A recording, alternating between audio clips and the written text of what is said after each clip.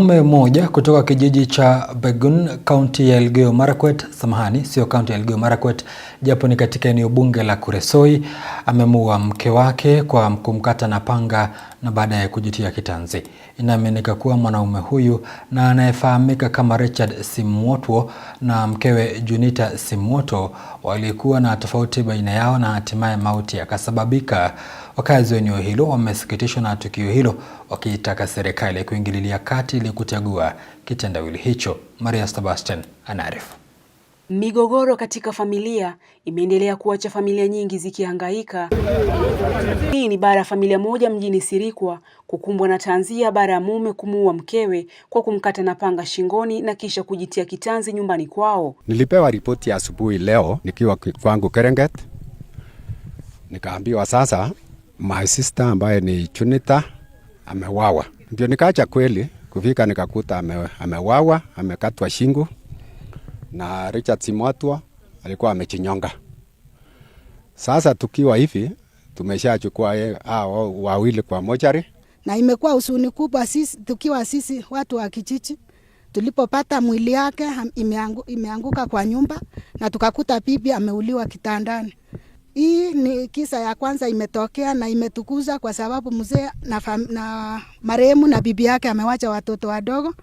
Sasa imekuwa huzuni kwetu, tunalia kwa sababu bado hata tuko na watoto wa boma wako shuleni. Inakisiwa kuwa kumekuwepo na migogoro katika familia hiyo mara kwa mara na ambayo imepelekea wawili hao kupoteza maisha, huku miili yao ikipelekwa katika makafani kuhifadhiwa. Wao walikuwa wanakuwa na ugomvi kila wakati.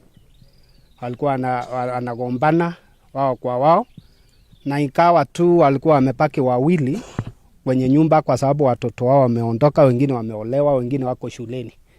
So ikawa ni siku mbaya sana kwetu kupata wao mzee amekata mama kwenye shingo naye akachitia kitanzi. Ndiposa ikawa ni huzuni katika kijiji chetu. Wakazi wa kijiji cha Baigam wametoa wito kwa viongozi kuingilia kati kutatua migogoro ya familia ili kupunguza matukio ya visa vya watu kuuana. Na ni mwito kwetu kwa viongozi wote wa serikali kuanzia mashinani mpaka juu, mambo ya pombe watusaidie sana.